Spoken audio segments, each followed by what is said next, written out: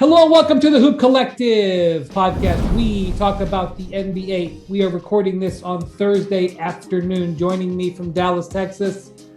I usually deal with Bontemps first.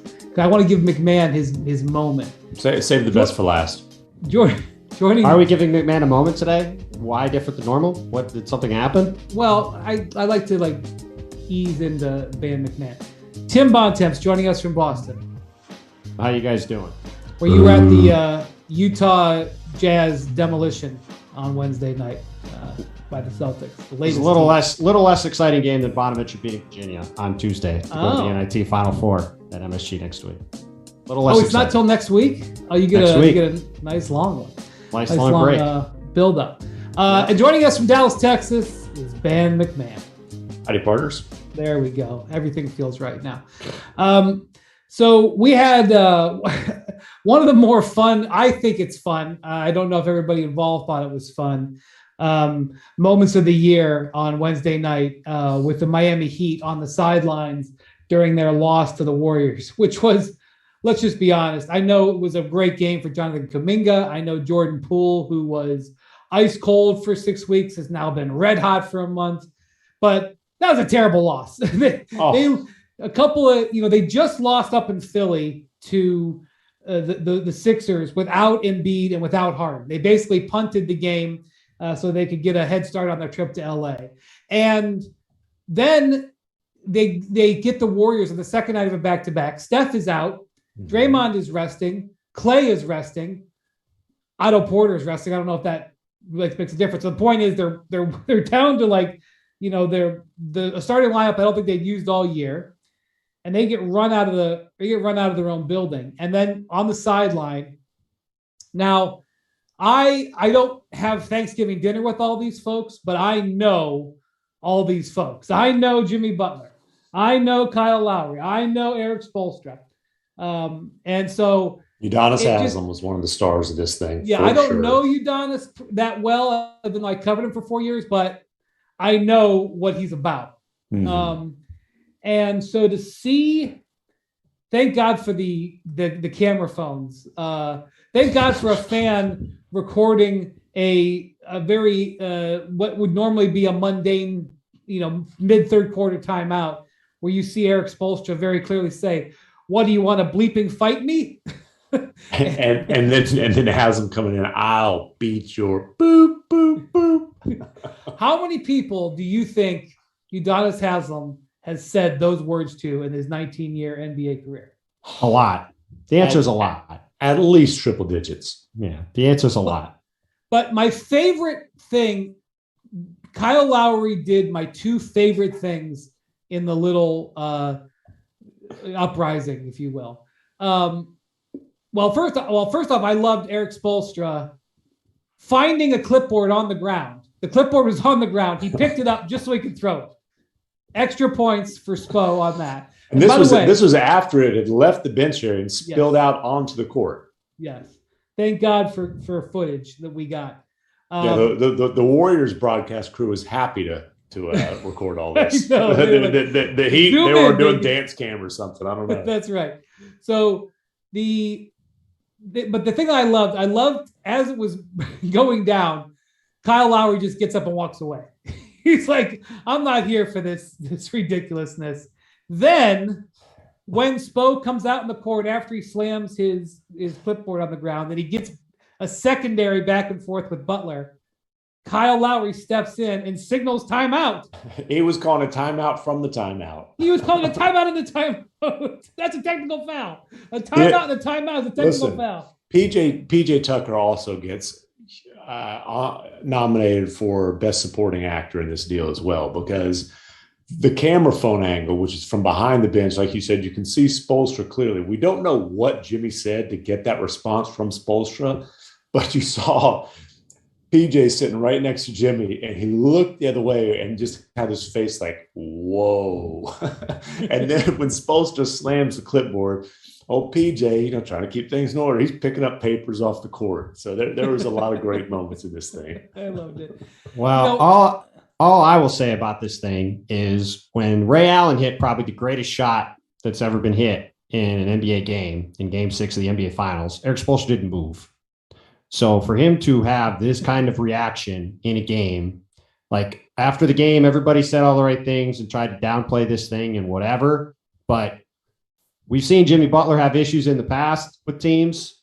And for Eric to get that upset and for that thing to develop in the way that it did, as publicly as it did, that's not something that's going to be just wiped away, in my opinion. And that's a situation to watch going forward. It's a situation to watch, but also, I do think Spoelstra has, and when you've covered him up close, I think he's shown some fire. I think he's certainly shown a willingness that, to be confrontational with players when he feels like it's appropriate and to never back down. I mean, when LeBron bumped him, whatever, 10, 11 games into LeBron's tenure there, Spoelstra didn't shrink then. He's not going to shrink now. And listen, when you sign Jimmy Butler, trade for Jimmy Butler, when you get Jimmy Butler on your roster, you understand it's Jimmy. He's going to have some beep-hole moments. He's going to run hot. And it's, Kyle Lowry, he's a guy. He's going to, run hot. He's not going to wilt from things. PJ Tucker, similar type of personality. He's seen a lot of things in his career. I'm sure he's like, man, you should have seen, Harden and CP3 with the Rockets their second year. So I do think it's a group of guys who, they're vets, they're experienced. A lot of these guys have been in confrontations before. I don't think Spoelstra is the kind of guy where he's going to hold a grudge. And basically, if Jimmy can get over it, I think everybody else can. We don't know what goes on behind the scenes in practices, in film sessions. It looks, my guess is that this was not something that was just predicated on what had just happened in that moment, that they had been building toward this. Because I've never seen Spo that mad. I know that he can get that mad. I've never seen him that mad during a game. Never show stuff in public like that. Right. I got to believe that was a calculated, to a certain degree, move. He took an opportunity to do that. And so we'll see going forward. What I will say is the Heat are in a stretch where they should have retired the number 1 seed. They have 11 out of 12 at home that they're in right now, and they've botched some games. They had a game against the Suns that they lost at home. They lost a game to the Wolves at home. Those are two teams that are obviously, high, difficulty teams to beat. They didn't handle their business. They lost that game in Philly. They lose this game. So they've lost 4 out of their last 7. And meanwhile, they had a bad day on Wednesday because they find out that Kyrie is going to be able to play in home games. So now you're sitting there and, I don't know whether the Nets end up 6, 7, or 8, but if they end up 8, that's a pretty sucky hand, quite frankly. You play 5 months to get the number 1 seed, and you got to play Durant and Kyrie in the first round. I wouldn't be in a good mood. I'd certainly want to, be sharp, be playing better if that was coming. So they play the Nets on Saturday. That'll be a great opportunity for them to have a bounce back game. They have a favorable schedule compared to the Bucks and the Celtics and the Sixers coming down the stretch. So if they do handle their business, they still should get the number 1 seed, and their East will go through Miami. But we got to be honest here. This is why we're talking about them. We're talking about the little, dust up because it's very interesting. But the reason we're talking about the Heat right now is they're not playing their best basketball in a situation where the East is going to be as hard as I've seen it in my adult lifetime.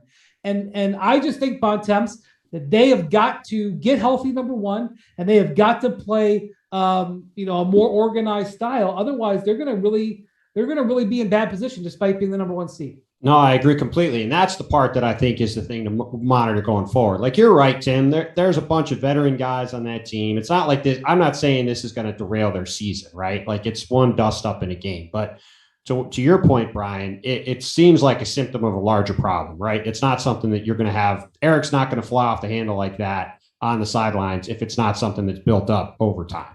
And I'm just very curious to see how the next month or so goes for the Heat, because they've obviously been building all season. They've been, despite all the injuries they've had, we've talked about it a bunch of times on the pod. We all thought they'd be a real threat in the playoffs. Instead, even with all these injuries, they've done a great job throughout the season, staying at the top of the East. Eric should be in consideration for coach of the year. They've done a great job. Kyle's been in and out with some personal stuff. Bam Adebayo missed a bunch of games. Hasn't mattered. They've played great.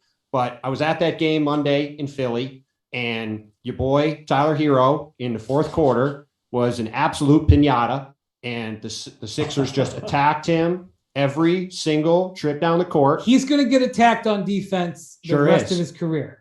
Well, and especially if he's on, I was going to say, especially if you're on the floor with Jimmy and Kyle Lowry, PJ Tucker, Butler, and Bam Adebayo. Right. He's going to attack. That's right. He's going to be the guy. And part of the reason he has to be out there is because they don't have a great half-court offensive team. And the thing about Jimmy that I'm curious about is he's had a really nice year, was a deserving all-star again.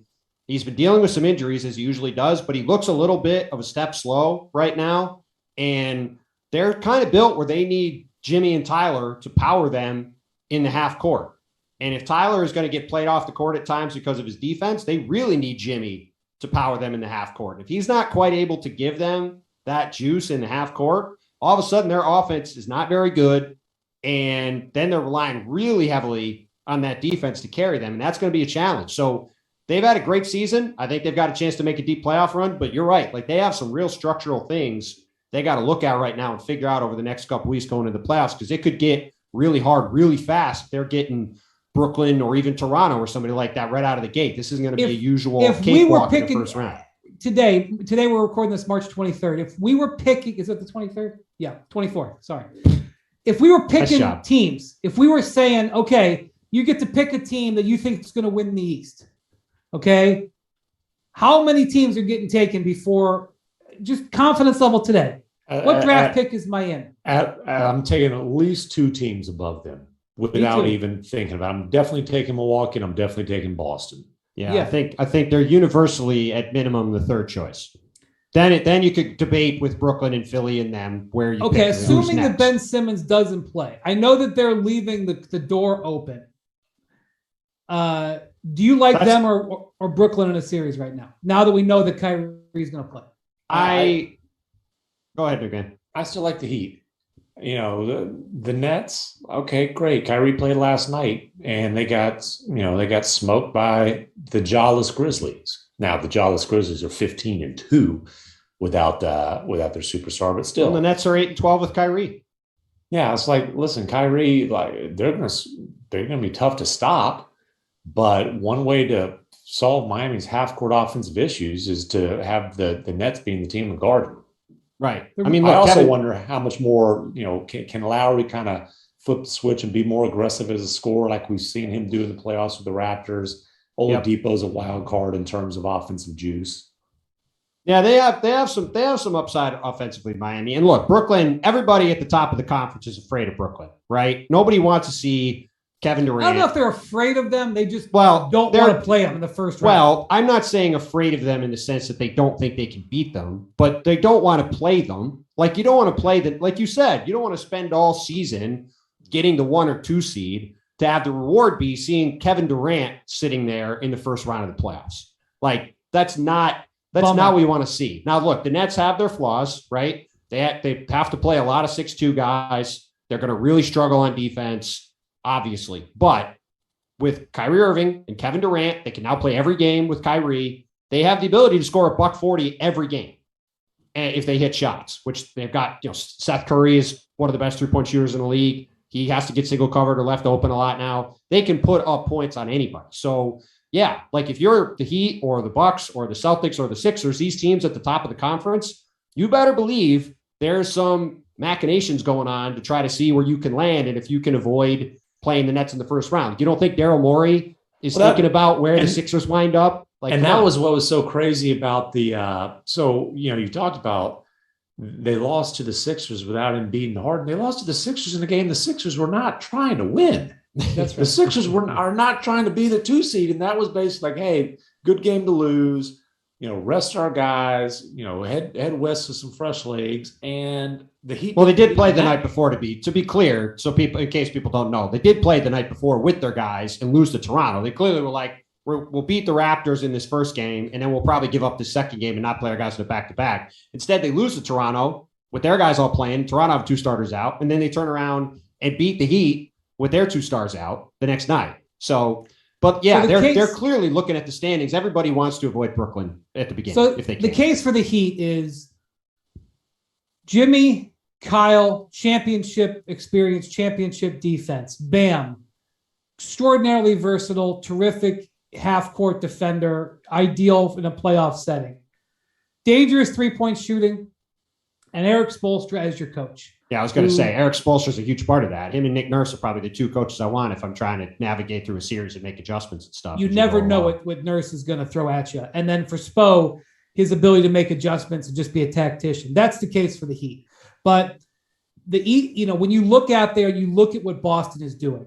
You cannot be anything but super duper impressed with what Boston is doing. The Celtics are 23-4 in their last 27 games and are outscoring teams by 16 points per 100 possessions over 27 games. Yeah, they are obliterating people. They're the best defensive team in the league, and it's really not close at this point. Over that same stretch, they have the best defense in the league by 5 points per 100 possessions. And they've got 2 guys who not only are, explosive scorers, but proven playoff scorers. Like, Tatum and Brown, they could barely buy beer and they were going to Eastern Conference Finals. So John Schumann from NBA.com, who always has great numbers, he put this out today.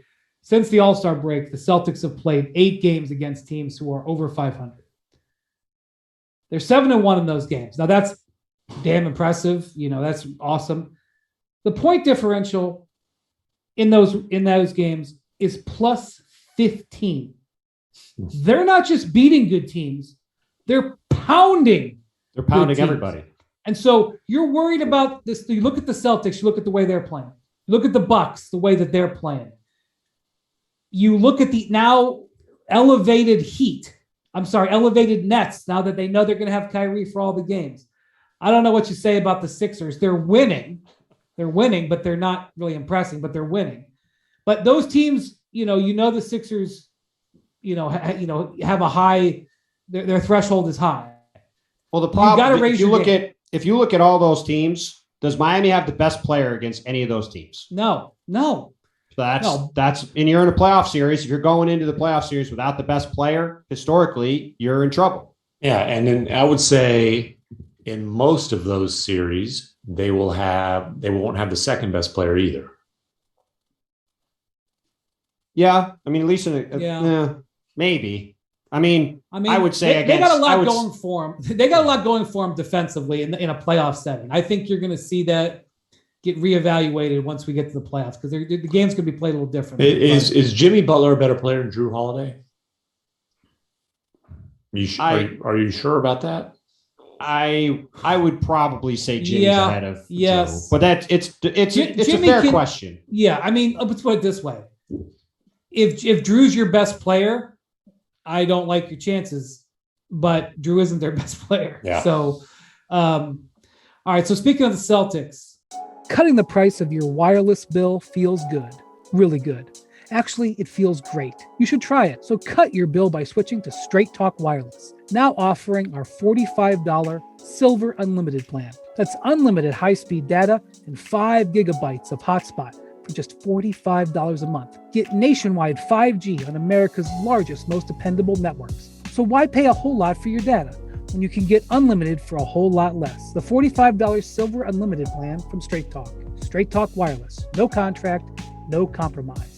At 60 gigabytes, we reserve the right to review your account for usage in violation of Straight Talk's terms and conditions.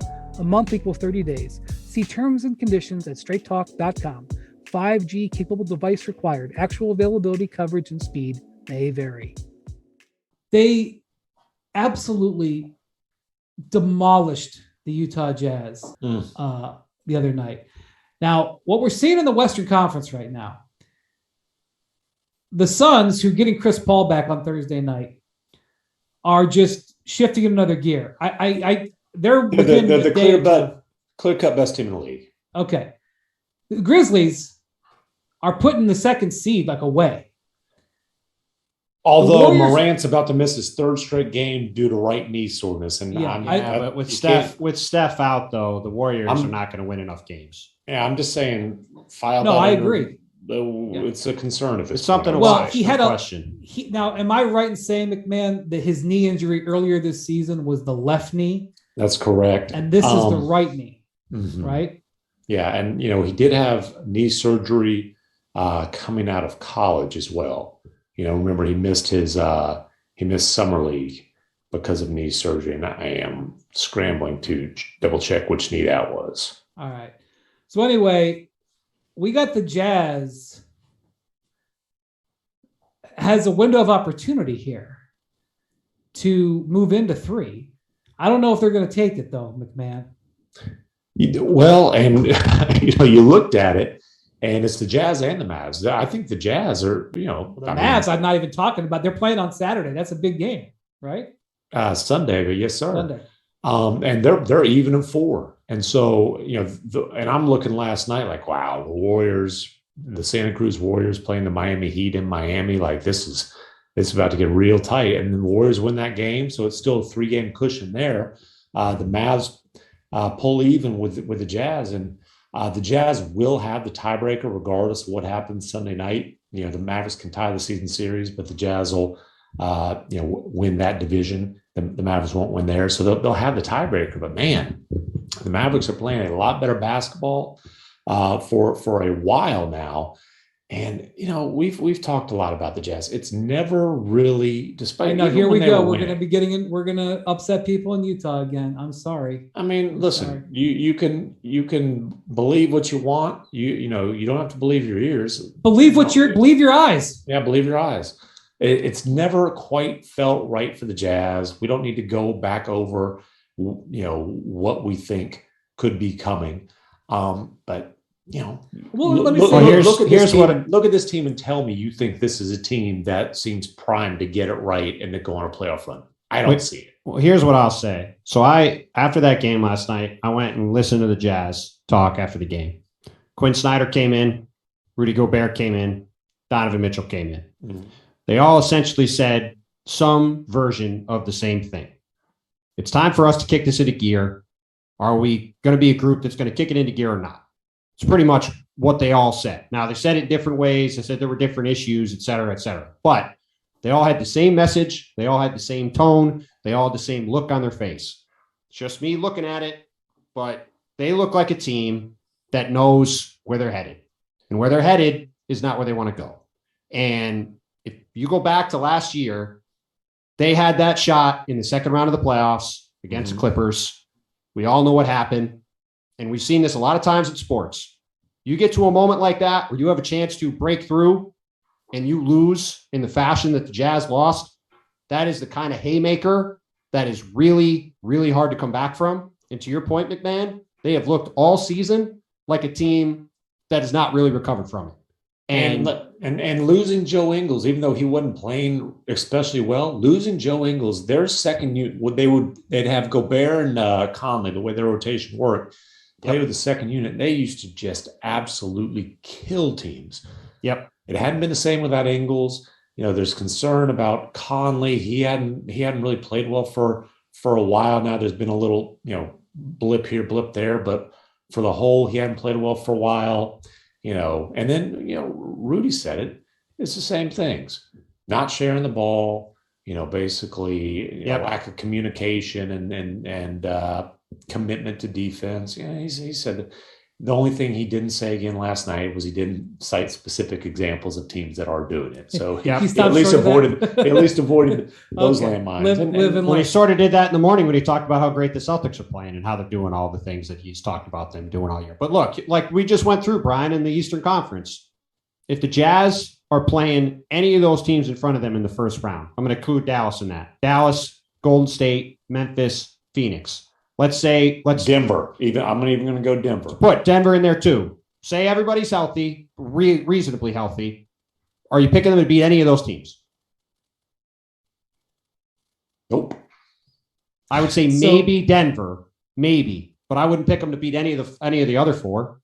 So that more than likely means they're losing in the first round. And like you said, we don't need to get into it, but if they lose in the first round, this ain't a team that's going to stand pat. They have the ability to put things together and look really, really good. And so I'm leaving it open that they can do that. But we just haven't seen that consistently this year. And they haven't closed games well either. They have not shown what seed were they last year? What seed were they? They were the best record. They were the best team in the league. Right. Okay. How this can you not? This ain't last year's team though. It's not. Okay. So then there's something else that happened. So Mark Stein of his Substack comes out and writes that Quinn Snyder could be an option for the Lakers this next offseason. Now, I have not heard that, but it has definitely been discussed out there that Quinn Snyder might not be long for the Jazz. And part of the reason is because Quinn Snyder, to our knowledge, sometimes these things happen and they're not announced, so I don't want to be clear, but to our knowledge, has not extended his contract. All these coaches who have been very successful out there are getting contract extensions, as you'd expect, as a normal course of business. We just saw Michael Malone this week get a contract extension. Mm-hmm. Earlier this season, James Jones got a contract extension in Phoenix. I would expect that before next season begins, Monty Williams will have a contract extension. Frank Vogel got a contract extension. Okay, they have not extended. Yeah, I mean, Vogel technically did. I understand now. I'm just saying he got it. Okay, so Quinn Snyder responded to the Salt Lake Tribune, to that report, and he said many, many words. And not a whole lot. He did not say, I'm going to be here. He did not say, I'm not going to be the coach of another team. I believe Quinn's intent was to be a little bit stronger in calming the situation, and his execution was off. But I'll be honest, Steiny's also reported the Spurs rumors. Nobody knows, at least none of us know whether Pop will be back. But this team in a lot of ways feels very much like the last year of Bud and Atlanta Hawks. The difference is those Hawks didn't have the superstar that they were concerned about flying the coop, which obviously is the case with Donovan Mitchell. Nice line there. Yeah, you like that little bird reference? That's good. But listen, if Quinn, and he does, I don't know exactly his contractual situation. He does have multiple years left on his contract. But my understanding is he didn't sign an extension when there was an opportunity to last summer. So he's either signing an extension this summer, or I think he's gone. And if we're just like, let's just stop dancing around it. I think a lot of does he have multiple years left, or does he have 1 year left? I believe he has 2 or 3. I'm not okay. All right. I'm not certain on that. And he's then maybe the extension isn't as big of a thing as I thought it was. I'll say this: there's a lot of speculation around the league about Quinn Snyder. There has been for a while. I've heard Spurs. I've heard Lakers. Those are the two that Steiny mentioned. I think there's a couple of very prominent Eastern Conference teams that if those became vacancies, he'd be top of the list. Quinn Snyder is the type of coach that you might fire your coach to hire. He'd never say that. He'd never want that. And Quinn has a great relationship with, up and down that roster. But Donovan Mitchell loves Quinn Snyder. We'll see what happens with the Donovan domino. But if that thing falls, I think it's a completely different era for the Jazz, and that will be reflected throughout the organization. Well, like I said, being in the room last night, I went into that room after that game because I wanted to hear what those guys had to say after they got their butts kicked. It's always interesting to see what a team like that says in a moment like that.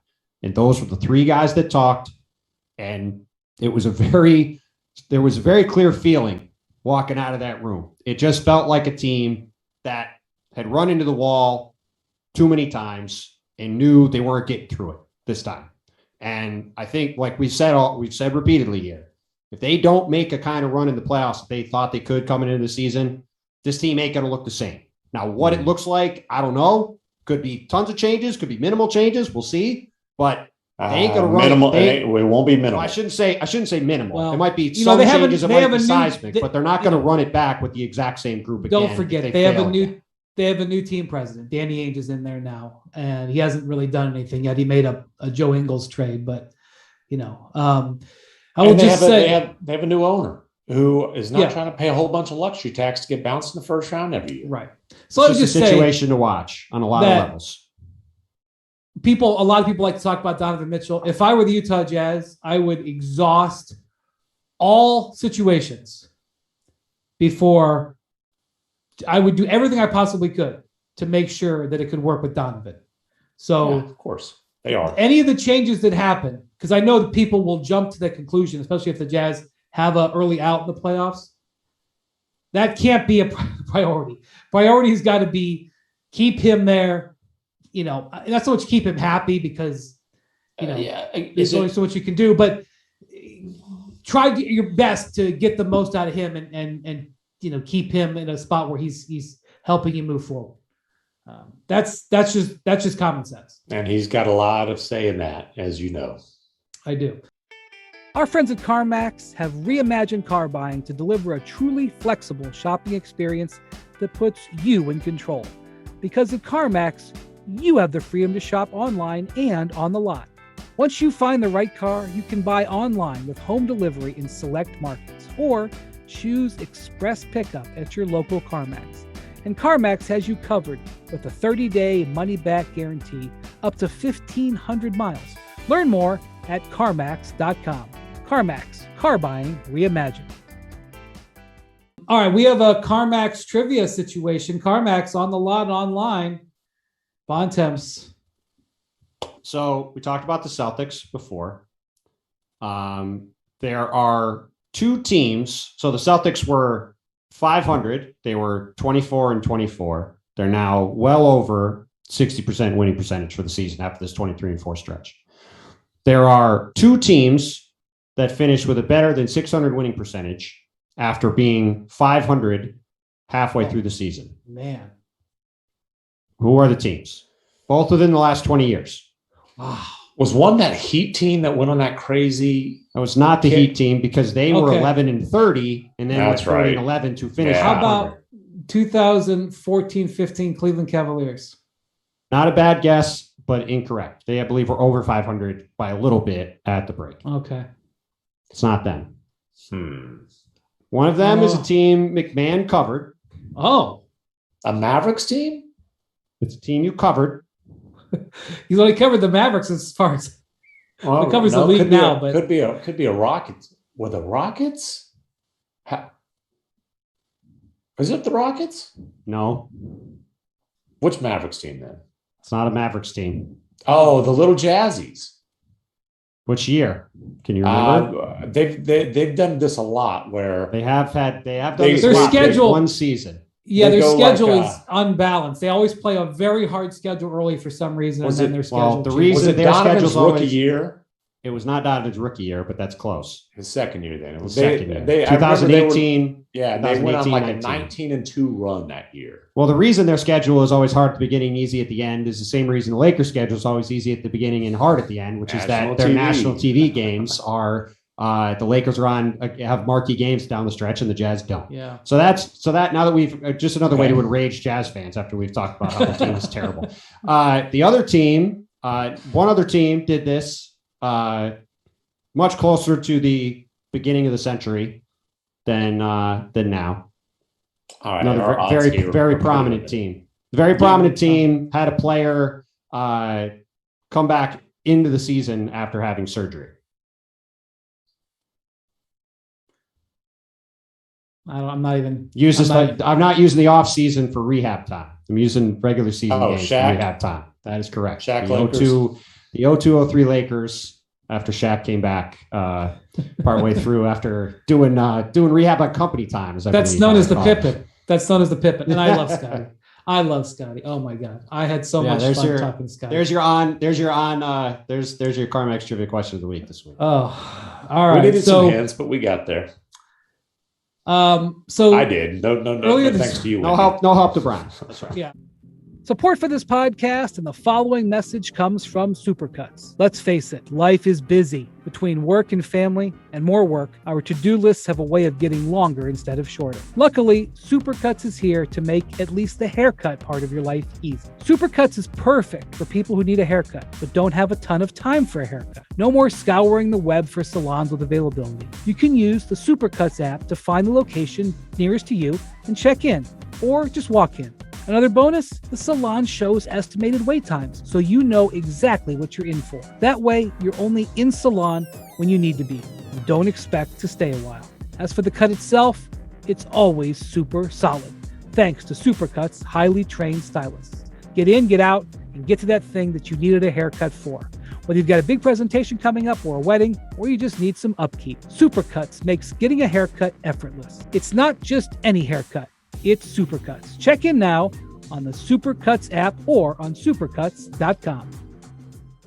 Earlier this week, Isaiah Thomas, the original Isaiah Thomas, the Hall of Famer Isaiah Thomas, was talking about how he thought that Devin Booker should be an MVP candidate. He had very strange reasoning, not strange, but just sort of basic, even though I like Isaiah. But he said if the leading scorer on the best team should automatically be an MVP candidate. I mean, that's Donovan Mitchell agreed, but he wasn't even all NBA last year. Right. So, and I was thinking to myself, listen, guys, you want the truth. Devin Booker, I mean, I'm not saying that he wouldn't like to be mentioned for MVP. Devin Booker, if you gave him the option of getting MVP votes or getting all NBA votes, he would take the all NBA. Listen, if he won MVP, he would get what he's looking for. He's not winning MVP. I'm just saying, he would. But Devin is highly incentivized to make all NBA because if he does, he is Supermax eligible. And there are a number of guys, both guys coming onto their rookie contracts where they can kick their money from the 25% of the salary cap to 30%. And then guys who are in the middle of their first max contracts, the Durant rule that Giannis signed, and Curry, a couple other guys, they can kick their compensation from 30 million to 30% to 35% of the cap. I'm not sure do you know the most recent number on that? It's somewhere like $70 to $80 million difference, Bontemps, right? It's a lot of money over the life of the deal. And there's 5 guys, check with Bobby Marks. There's 5 guys that fall into this category this year. Okay, so Booker is one of them, and I think he's got a very strong case of making all NBA. Well, it's going to be interesting. I'm not sure I think he'll make it, but if Devin Booker doesn't make all NBA, it's an absolute crime. There are only 2 guards more deserving than him, Luka and Ja. He has surpassed Steph Curry in the guard hierarchy. I'm not trying to hear about squeezing LeBron on the first team as a guard. Well, hold on. Let me run through the guys first. So there's 5 guys. The 3 guys in the middle of their career are Karl Towns, Booker, and Zach LaVine. Mm-hmm. The 2 rookie contract guys are Trae Young and Shai Gilgeous-Alexander, who I don't think will make it, but he'll at least bump up if he gets in there. Now, Ja isn't a guy to worry about this year because you have to do it the year going into your extension, essentially. So even if he makes it, extension. Well, but I mean, like when it starts, like if he makes it this year and doesn't make it next year, he won't qualify. That's right. Like Trae, because he was 2 times. Luka's already done it twice. You have to do it at least 2 times. So, and Trae needs to make it this year for the same reason. So those are the 5 guys. We wanted to take a look at which of these guys do we think. Well, first off, the difficulty with this is if the guy gets it, you're under some pressure to pay it to him. Yeah. So in the case of Gobert qualified for it because he got Defensive Player of the Year. And all NBA. Well, and all NBA. That's right. Yeah, but they ended up splitting the difference. He got he got a lot of it, but not all. 205 when he could have gotten up to 228 if I recall correctly. Right. He got like 80% of the money. So that's the thing. Like I don't think Zach LaVine is going to get it. I don't either. And by the way, he was in the running before his knee injuries. Kind of knocked him out of it. To qualify for this, you can't have changed teams. So, for example, Anthony Davis, let's say he makes all NBA next year. He has a healthy year, makes all NBA. He wouldn't be eligible because he changed teams. The only way you can change teams and still be eligible is if you got traded while you were on your rookie contract. So in the case of Zach LaVine, he got traded while he was on his rookie contract. So and Shai Gilgeous-Alexander too. Shai as well. Good news for Halliburton down the road. Interesting. Now, that's an interesting one. You're really going awfully far down the road. But Listen, man, there are some guys I talk to, personnel guys who are like in love with Halliburton and are like, this guy is going to be a stud and great trade, max player, blah, blah, blah. And there are other guys who are like, yeah, he's good. But, I've heard a variety of opinions on him. But, I love him as a guy. So I hope it's going to be an does interesting well. trade to follow for sure on a lot of fronts. Sabonis, by the way, who got traded for him, Domantas Sabonis, extension eligible this summer, won't be Supermax, won't be getting a Supermax, but could get a very big number from Sacramento if he wants to stay. All right. So you look at these guys. LaVine, I don't think he's going to make All NBA, so I don't think it's going to be an issue, especially since the Bulls are fading here. Not to mention the real guys here are Trey, Booker, and Towns to talk about. They're the three ones who have real shots. I don't see how the Suns don't give Booker the Supermax. Well, good luck. I don't see how Booker doesn't end up All NBA. Well, here let's just lay out a possibility, right? You could have somebody put LeBron as a guard. Our buddy Kevin Artovitz did on the low post the other day. So you could have somebody have Luka. LeBron's Steph. Playing center right now. I don't know if you're. I'm not saying I would. I'm just saying the idea that LeBron's an automatic first team selection. Set that aside. Luka, Ja, Steph, LeBron. There's 4 spots. Now you could see people say Chris is more deserving than Devin. That could lose some votes for him. You've got Trae Young, who's had a great year. I'm trying to think of. You've got Donovan Mitchell. Who's had a great year. Listen, here's the deal. I'm not. I think Devin Booker will make All NBA. I'm just saying a crime if he doesn't. It is an absolute crime. I agree. I think, I think Chris Paul should too. They are by far the best team in the league. They deserve to have 2 All NBA players, especially considering both those guys have clearly performed at that level. But like Devin Booker, dude, they just went 11-4 without Chris Paul, and Devin Booker was dominant. I agree during that stretch. Here's another one. DeMar DeRozan might be voted in as a guard. DeMar DeRozan was a guard. Booker. Well, I'm just saying there could be. DeMar DeRozan was a starter in the All-Star game as a guard. So we'll see where he gets voted in. I think he's going to make it. I'm just saying I could see a scenario Tyler Hero. Tyler Hero definitely going to get votes. James Harden could get votes. At least one from Nebraska. Too. I'm just saying I could see scenarios where. Let me see. Let me show yourself if you put James Harden on there. Show yourself. I'm sorry. Like, if I would not have him on the ballot, you're doing a bad job as a voter. Well, I'm just saying I can see scenarios where it's trouble. Fair point. There is some funky stuff that happens. We talked about Jason Tatum a few weeks ago because of the weirdness of the rules. He kind of got left out last year and it cost him a bunch of money. And trust me, they were upset about that. It was a huge break for the Celtics that worked out the way that it did. Jason Tatum will be making All NBA this year. Certainly would think so. So I think if Booker gets it, the Suns have to pay him. And, you start looking at they'll be giving him the super. They gave him the full max the last time without a thought. They're going to give him the full super max without a thought too. That's the fun max. I know it's the fun max, but he was not the player he is now, or even close. They hadn't won anything at that point, and that was an immediate no second thought. We're doing it thing. You know what's fun? What's fun is going to the finals and following it up with the best record in the NBA. That's pretty fun. That's fun. Yeah. Well, let's watch Robert Sarver spend here because he paid Chris Paul. Or sell. I don't think he's well, who knows? I can't predict. I don't think he paid Mikal Bridges. They got a decent deal on that. What was that? 94, I think. 4 for was 94. it? I thought it was okay. It was over 90, I think. All right. They paid Chris Paul the max. Now No, they didn't. Chris Paul gave him a discount. He didn't. I apologize. Yeah. Well, he added years, but it's still but he took less money this year. That was nice for this year. Now we're talking about next year. They're going to have to pay Ayton to keep him.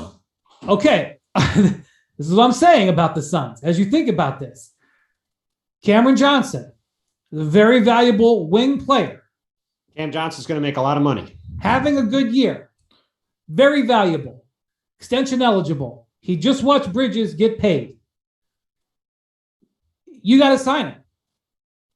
And I know that it's not like going to tip the scales, but Landry Shamet, they signed to an extension.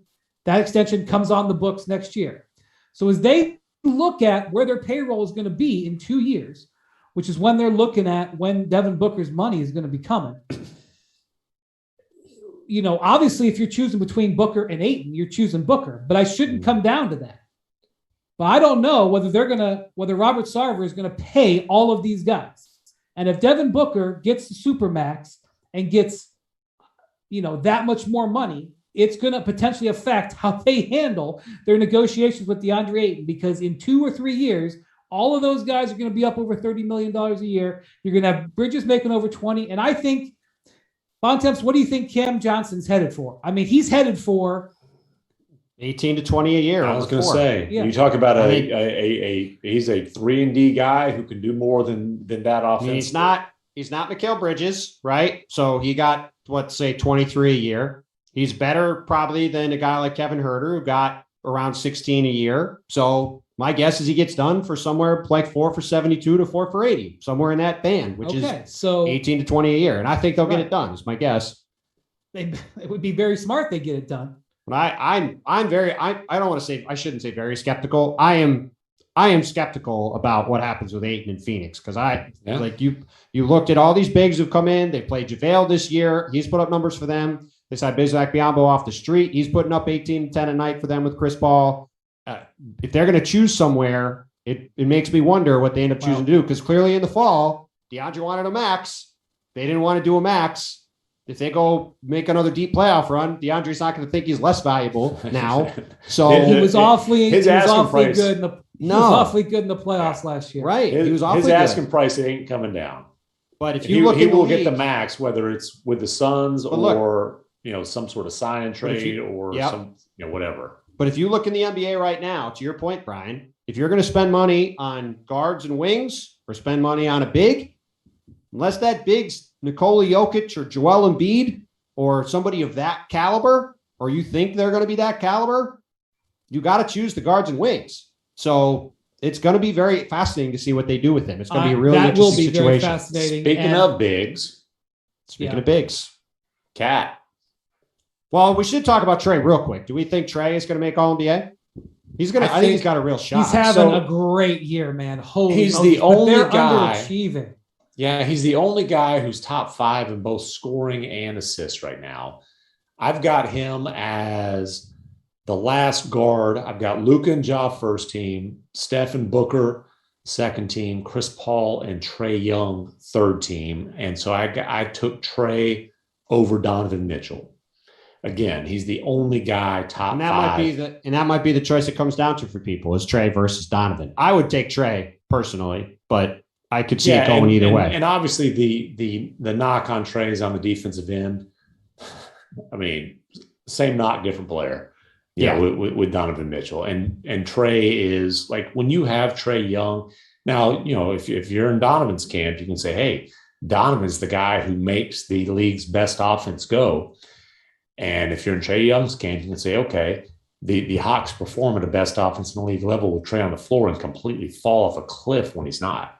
Well, and by the way, to go back to your point about Tatum earlier, before we shift to Towns, Brian, Trae Young is in the position Jason Tatum was in, where this could very well come down to, does he make third-team All-NBA? Does he just get edged out? Does a LeBron or DeMar or somebody end up in that spot? Does Donovan end up in that spot? And is Trae the 7th guard? And therefore he goes from, and obviously it's life-changing money either way, right? But he goes from getting, X amount of dollars to X plus Y. Like it's about a $35 million difference. Yeah, it's a big number. So that's one to watch too. Like that one's probably even closer than Booker in terms of whether he's going to get it or not. And this is one of those where, the Hawks will promote Trae Young, but they won't necessarily hope that he ends up All-NBA. Well, the Celtics, unless I'm having a flaw in my memory, I don't remember the Celtics promoting. No, they did promote him. It's just their team was terrible. I mean, they were in a similar situation to the Hawks. Like, Tatum didn't have quite the same statistical resume that Trae did, but ultimately, Julius Randle had a better year last year on a team that won more games, to finish higher in the standings, and so Julius Randle made All-NBA. Like, that's really what it came down to. Which that's definitely one where, in hindsight, it's like, oof. Yeah. I mean, for this year, yeah, but I mean, his resume for last year was his resume for last year. Yeah, I mean that was where it was at, and Trey's going to be in a similar spot. He's playing at a super high level on a middling team, and where does that fall? Cutting the price of your wireless bill feels good, really good. Actually, it feels great. You should try it. So cut your bill by switching to Straight Talk Wireless, now offering our $45 Silver Unlimited plan. That's unlimited high-speed data and 5 gigabytes of hotspot for just $45 a month. Get nationwide 5G on America's largest, most dependable networks. So why pay a whole lot for your data when you can get unlimited for a whole lot less? The $45 Silver Unlimited plan from Straight Talk. Straight Talk Wireless. No contract, no compromise. At 60 gigabytes, we reserve the right to review your account for usage in violation of Straight Talk's terms and conditions. A month equals 30 days. See terms and conditions at straighttalk.com. 5G capable device required. Actual availability, coverage, and speed may vary.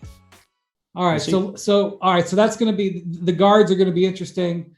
All NBA is one of those things where it's the last one I fill out every year because there's a bunch of hard decisions. The one I spend the most time on. I think it's my favorite one to do because I think when you look over the history of the league, you get a really great sense of where the league is at every year by who makes All NBA. I spend a lot of time thinking about it. I always think of as a tiebreaker is how big is that guy's nightly lift?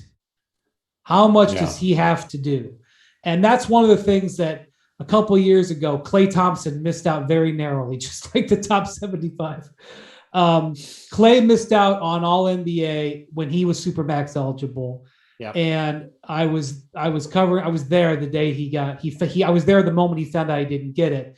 And he was so upset, not so much about I do believe it wasn't so much about the money, but he really thought he should have been an All NBA player. But when you think about the lift that Klay has versus the lift that at that time, Russell Westbrook had, that's a factor. So when you think of the lift that Trae Young has every night and what he has to do for that team, that's a factor. Of course, Donovan does too. All right. So Towns is going to get interesting. He is obviously having a spectacular year. The Wolves are having their best year. I know they made the playoffs a few years ago with a better, it's the second best. It's the second best year they've had in franchise history when Kevin Garnett's not on the team. The only one that's better is the year with Jimmy a few years ago. Yeah. Because that team was going to be second in the West before he got hurt late and then they lost a bunch of games. And Anthony Edwards has been banged up and he's kind of struggled a little bit post All-Star break and they're winning to a certain extent because the Towns is just powering them. And, but I got to, if you're the Timberwolves, are you excited about a $230 million? No, they want Karl Towns to make the All NBA team. They want to be able to present him with a Supermax deal and lock him in for a long time. They want him to. That's the thing. They don't want Cat wanting out. Right. And he's 2 years. He's 2 years away from free agency. He gets Supermax eligible this summer. He signs that extension. He's locked in there for a long time. He can extend this summer at gigantic money. It's I'm sure he can, but if he doesn't make All NBA, I'm sure he's going to say, I got a chance to make All NBA next year. Let me take my chances and try to make All NBA next year. A very good point. Yeah. Yeah. And I do think he's going to make it. I do think, and the NBA really should just go positionless on the ballot, especially the way the games play today. But that's not the case. They just let you fudge the positions. Well, this is an interesting thing. I don't mean to cut you off there, but I literally just got my note from the league about me being a voter this year, 20 minutes before the pod started.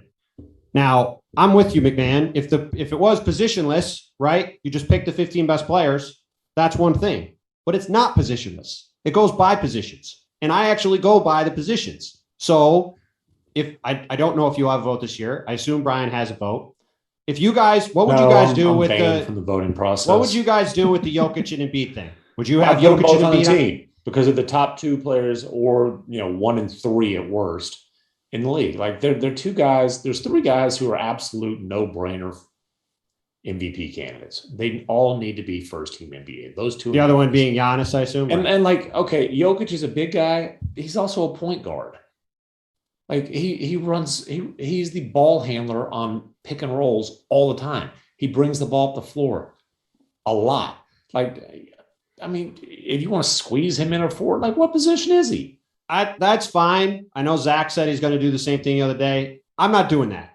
They're both centers. They've never not played center for a second in their life. And if the positions are on the ballot, then I'm going to pick one of them to be first, just like I'm going to pick one of them to be first on my MVP ballot. Jokic doesn't play center on a lot of offensive possessions. I do this generally by where the guys guard people because I think that's the better indication. Well, then Luka Doncic isn't a point guard because he ain't guarding that point guards. I think you can make a decent argument for that too. The idea that LeBron was a point guard on the ballot a couple years ago was bonkers. I think everybody on these ballots, if it's going to have positions, should have one position. This whole like guys are eligible at multiple position thing, I think is stupid. Yeah, because there should be no positions. Either no positions or make positions. They have positions on the roster, so I'm picking one of those guys to be first team and one of those guys to be second. The problem is that to say that Joel Embiid is a forward is completely disingenuous. That's exactly my point. Either one of them. Look, yes, Jokic brings the ball up. Jokic is a center. They're both centers. They've never not played center for a second in their life. They're enormous human beings. Jokic is a point center. He's a point center, but he's still a center. So, like, if the positions are on the ballot, that you never answered, Brian. What is your opinion on it? Well, look, here's the thing. Like, when Bill Russell and Wilt Chamberlain were in the league, what did you do? You picked one of them for first team. That's what they did in the 60s. I'm not going to get. Yeah, they also wore Chuck Taylors and shorts. You had to be concerned about things slipping out of. I don't know. MacMahon, I find your point compelling. I don't think it would be fair. If it was, I would have no problem if it's positionless having them as my first two names on my All NBA ballot. Absolutely, but like there are positions on the ballot. To me, I can't look at this and put one of them at forward. I just think it's crazy. For the sake of discussion, let's say there's a bunch of dudes who wear whitey tighties like Bontemps and feel like they've got to go to the traditional route. Okay. Well, anyways. Okay. So in that case, obviously, Jokic, Embiid, Jokic, whatever. You got your two center. You have one center spot full or left rather. In that case, it's going to come down. It's come down to this before. I've never thought it's been a difficult decision before. I've always thought it was pretty much a no-brainer. Rudy Gobert over Karl Anthony Towns. This is the first year that I do think Cat has presented a legitimate argument. Obviously, a lot of that has to do with the fact that the Wolves are relevant. They don't have a better record than the Jazz, but they're not far behind. And I'm not sitting here telling you Cat's a great defensive player, but he's no longer a liability on that end. He's had his best defensive season. You know, the criticism of Cat has always been that he puts up empty numbers. He's carrying them offensively. They are by far better offensively. He's won them games this year with clutch shot making. Yeah, and then defensively, you know, he is doing his part defensively, and he's a significant plus. If you look at plus minus, net rating, all that kind of stuff, he's a 50-40 guy who's putting up 25-ish points per game. And then the argument for Gobert is I still think he should be Defensive Player of the Year. He's leading the league in rebounding. He's leading the league in field goal percentage, averaging 16 points per game. And, Zach Lowe can fart around all he wants about screen assists, but like that is a critical cog of the number one offense in the NBA. So he's got a hell of a case too. Yeah, for me, I think Rudy's a better player than Towns, and I would have him as my third team All-NBA center because while Karl's definitely gotten better on defense and he has obviously been incredible on offense this year, to me, Rudy's defense, you want to say Rudy's defense and Karl's offense is a wash?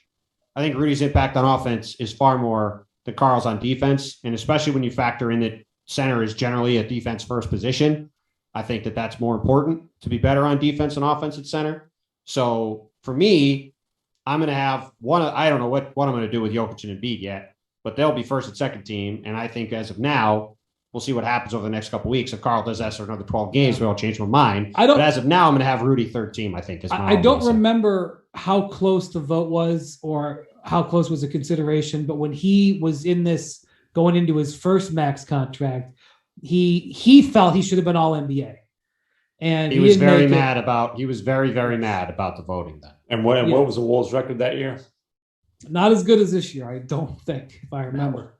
So, I don't know. Well, now I'll say this: the Wolves' promotional campaign will not include the fourth quarter of their loss to Phoenix on Wednesday night. Yeah, the greatest shrinking big man of all time. I did not watch the game. I was watching something else, but I did notice. So I can't say for sure. I don't know how many of Ayton's career high 35 came up against Cat, but I know that the Suns.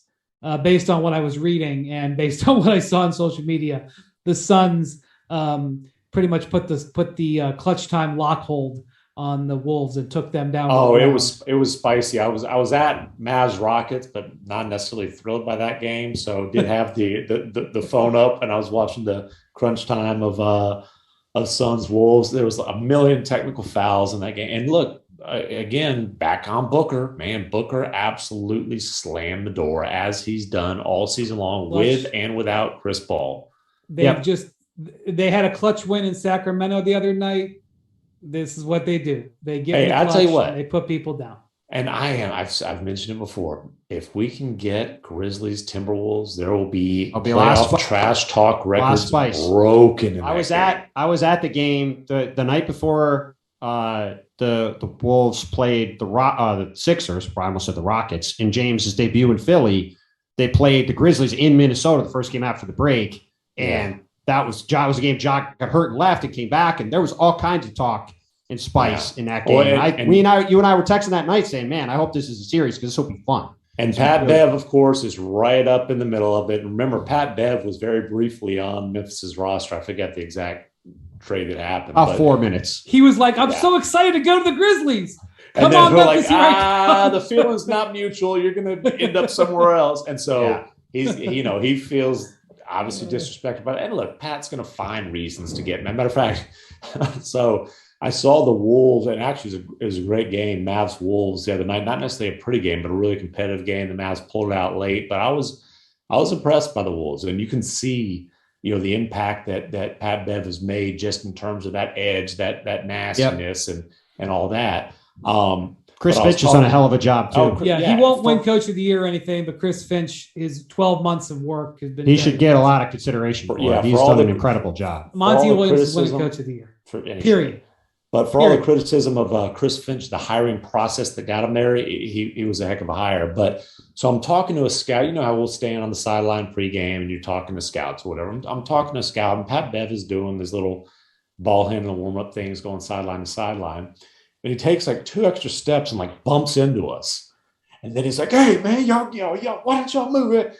and okay, hey, our bad, scoot on down. I told the scout, I said, this dude, his warm-up routine, he's warming up his confrontational skills. And sure enough, boy, that game, it was full. He's slapping Luke on the ass. And, he was and it went from pregame to postgame. The buzzer sounds, Luka's got the ball in his hands. Pat Bev comes up, slaps it away. Luka looks, and then he gives a 5, and Luka just gives, and then Luka walks off. She's like, God, get him the hell away from me. Rematch Friday night, baby. That's going to be a fun one. I've spent some time with Pat Bev. I like hanging out with him. I'm not saying I'd like playing against him. I like hanging out with him. He always makes it interesting, dude. And I think you'd like him if look, he's a dude you can't stand if he's on the other team, but I'd want him on my team. Yeah. No, he's been on a lot of winning teams over his career for a reason. Karl Towns, by the way, hit the year going into that 2019 All-NBA team. He got 20 third-place votes. Rudy had 89 points and 69 third-place votes, way behind. Wasn't really close. But he was not. But he was mad. He was very mad he didn't get the extra money. And also, by the way, since we're talking about Karl, Ramona Shelburne, our colleague, wrote a big story about him and his comeback from everything that he dealt with during COVID. That's worth a read too. Check that out. All right. Thank you for listening to Hoop Collective. We'll see how this plays out. Bontemps, should we talk about what's coming next week, or should we keep that a secret? No, we can talk about it. Let's real quick. Give a little tease. Final ballot of the MVP straw poll will be released next week, and we'll be able to talk about it on the pod. So there we go. Jeez, I wonder who's going to be near the top. Thank you for listening to the Hoop Collective podcast. Thank you to MacMahon. Thank you to Bontemps. Thank you to our producer, Jackson. We'll talk to you guys next week. Adios, amigos.